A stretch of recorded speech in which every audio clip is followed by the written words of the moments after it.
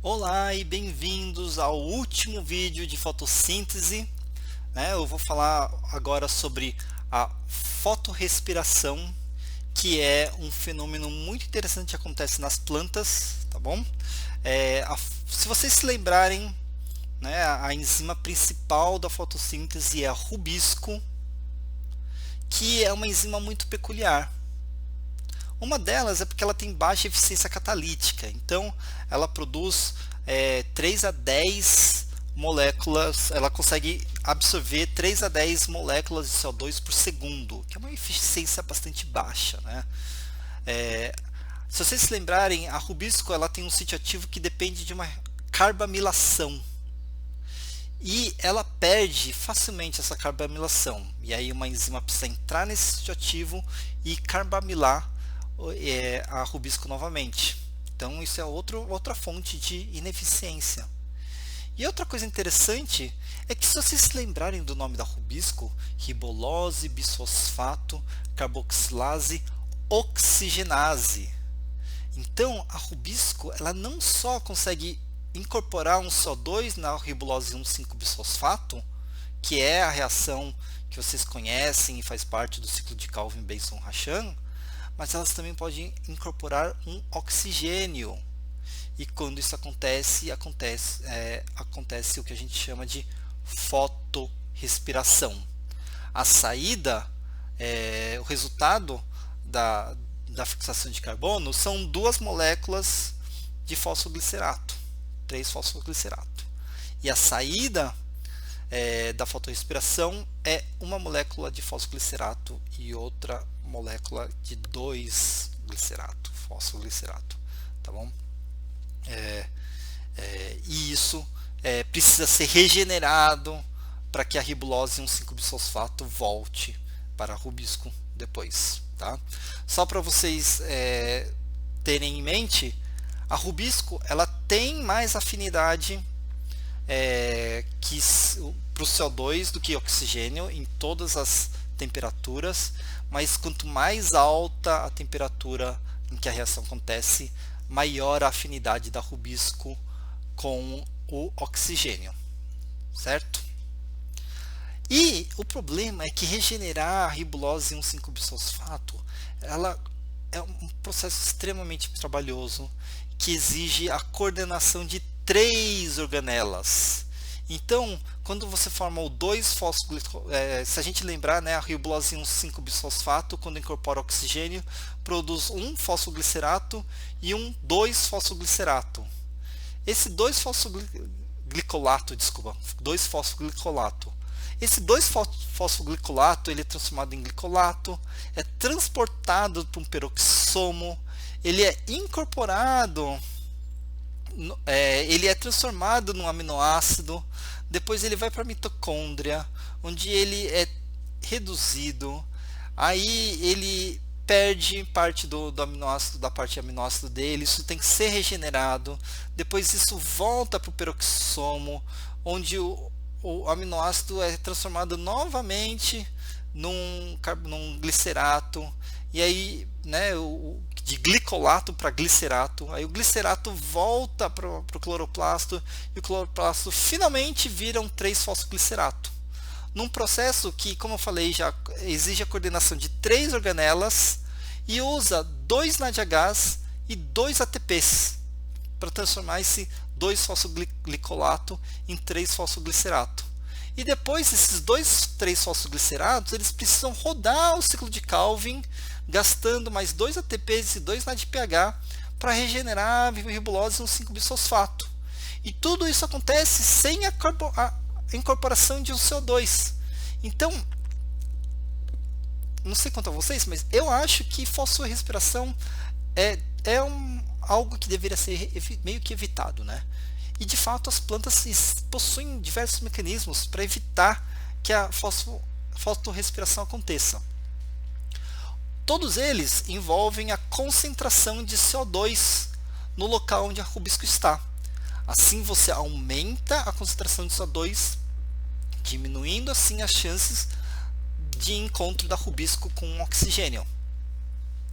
A estratégia mais conhecida que a gente conhece é a fotossíntese C4. Desculpa. Na fotossíntese C4, a gente tem uma estrutura altamente especializada ao redor de feixes vasculares. Essa estrutura consiste em células que ficam em volta dos feixes vasculares e células que ficam em volta das células em volta dos feixes vasculares. Essas células do mesófilo, elas ajudam a concentrar CO2 aqui nessas células que ficam em volta do feixe vascular.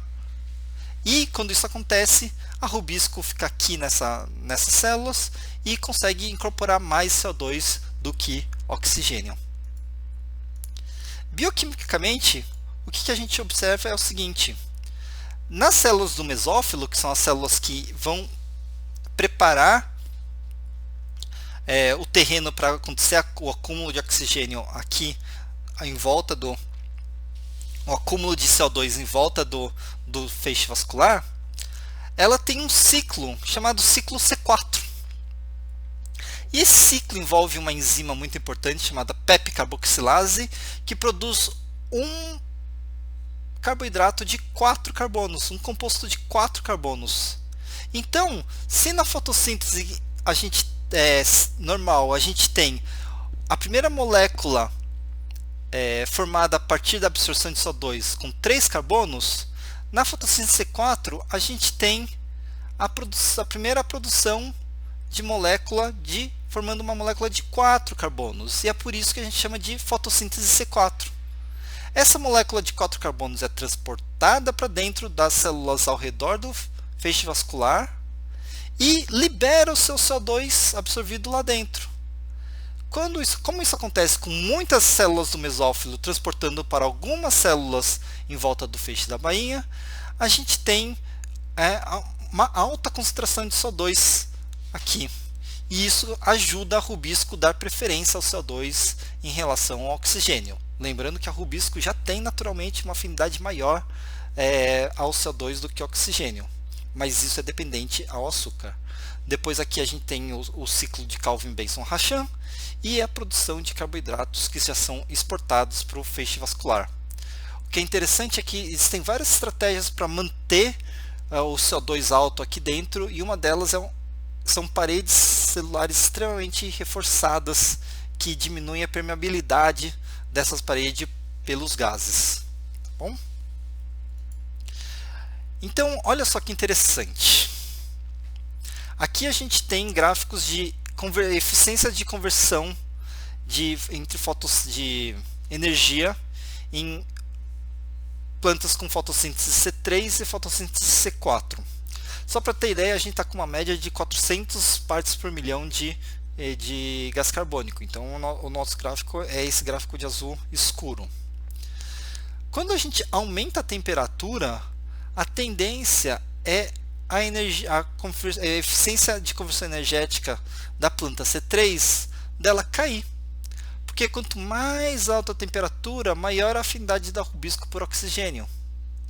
Já o sistema de C4 ele se mantém estável o tempo todo, porque ele tem esse sistema de acúmulo de CO2 dentro da bainha, das células da bainha. E olha só, até uns 22, 23 graus, a fotossíntese C3 é mais eficiente que a fotossíntese C4. Só que acima de 22, 23 graus, a fotossíntese C4 ela é mais eficaz.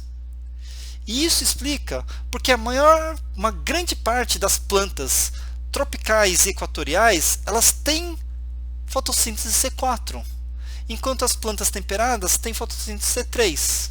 Lembrando que as plantas C4 elas têm a fotossíntese C3, só que num local especializado. Um outro tipo de fotossíntese muito curioso, que é a fotossíntese CAN, acontece associado a plantas de deserto, em algumas plantas de deserto. Essas plantas elas sofrem com muita perda de água, e se vocês se lembrarem, quando o estômago está aberto, você absorve CO2, mas você perde água. Então essas plantas elas tentam ficar com o estômago fechado durante o dia, abrindo o estômago só durante a noite. Só que fotossíntese não acontece durante a noite. E o que acontece? Durante a noite, o CO2 entra e a pepcarboxilase, que é a mesma enzima da fotossíntese C4, produz uma molécula orgânica C4, nesse caso uma molécula ácida, e essa molécula é importada para dentro do vacúolo. E essa molécula fica lá até o amanhecer.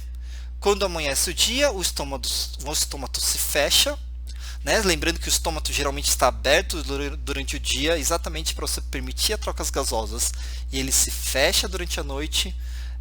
E aqui a gente tem o contrário, o estômato abrindo durante a noite. E durante o dia, com os estômatos fechados e sem troca gasosa, a molécula C4 ela é degradada, liberando CO2 dentro da planta.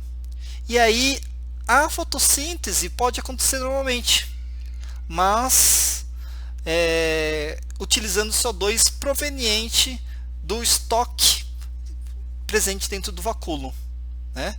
É até interessante que muitas dessas plantas, se você mastigar a planta de manhã, ela é mais azeda do que quando você mastiga a planta durante a noite, né? E alguns exemplos de planta C4, a gente tem a palma, por exemplo, e o abacaxi. Isso é muito comum em plantas de deserto ou de clima bastante seco, tá bom? Então, resumindo, a rubisco ela pode utilizar tanto CO2 quanto O2. Quando o O2 é absorvido, ocorre a fotorrespiração, o que leva a gastos energéticos grandes sem assimilação de carbono, o que é uma perda de eficiência. E a fotorrespiração pode ser diminuída a partir de métodos de acumulação de CO2, por exemplo, a fotossíntese C4 e a fotossíntese CAM, tá bom? Então, até mais, pessoal.